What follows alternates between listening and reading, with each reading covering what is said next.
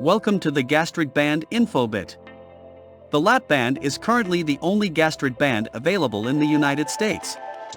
The first laparoscopic band was placed in 1993, and at one time it was the most popular surgical weight loss procedure in the world. JourneyLite surgeons have done over 2,000 successful gastric bands. Before we get on to talking about the band, it is important to understand how surgical weight loss works. There are two categories of procedures, restrictive and malabsorptive. Restrictive procedures work solely by reducing the effective size of the stomach. Both the lap band and the gastric sleeve are restrictive procedures. After one of these procedures, a patient will still absorb all calories they consume. They will simply consume fewer calories because they are getting full earlier.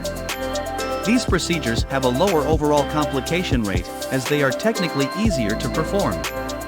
Because of this, they can be offered to patients with a body mass index as low as 30. A malabsorptive procedure, on the other hand, incorporates not only a reduction in the effective stomach volume, but also involves bypassing some amount of small intestine. After a malabsorptive procedure, a patient will typically not absorb every calorie they consume, depending on the amount of small intestine getting bypassed. The duodenal switch, SIPS procedure, and gastric bypass fall into this category, and will be covered in separate presentations. The lap band, shown here, is a device that is placed around the upper part of the stomach using a minimally invasive surgical technique. It is the only surgical weight loss procedure that is adjustable and easily reversible. During the procedure, the band is placed around the stomach, with a small gastric pouch above it.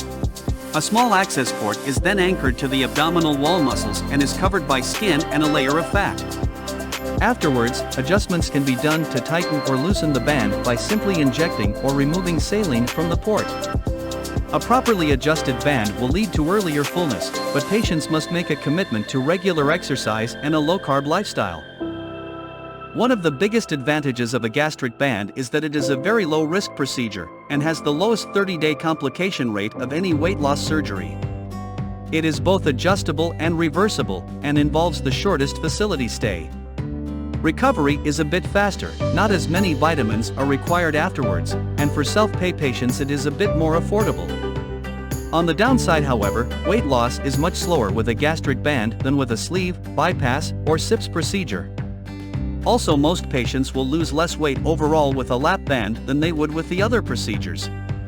As it is less powerful overall, patients with a body mass index under 45 are best suited for this procedure. Lastly, the band is obviously a foreign body, and there are always risks associated with this. When considering complications of gastric banding, the most common is band slippage, which can occur in up to 5% of patients.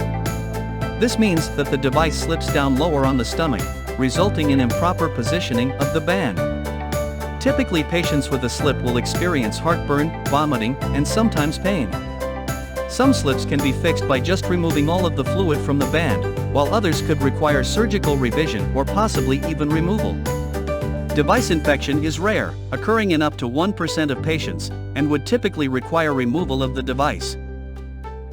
Band erosion can also occur in up to 1% of patients.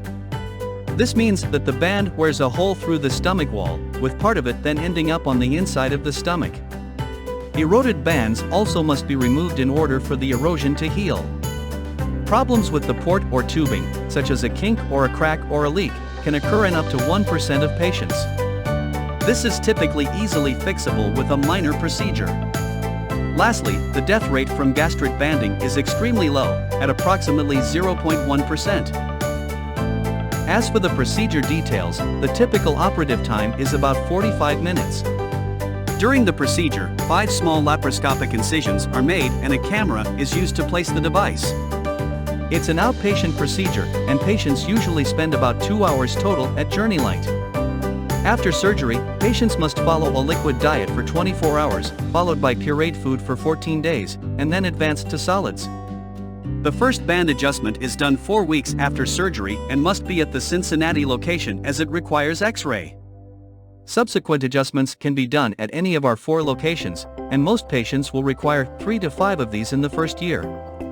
Band adjustments are done in the office, and are similar in time and discomfort to getting blood drawn. Thank you for watching the Gastric Band info bit. For more information go to journeylight.com/lap-band.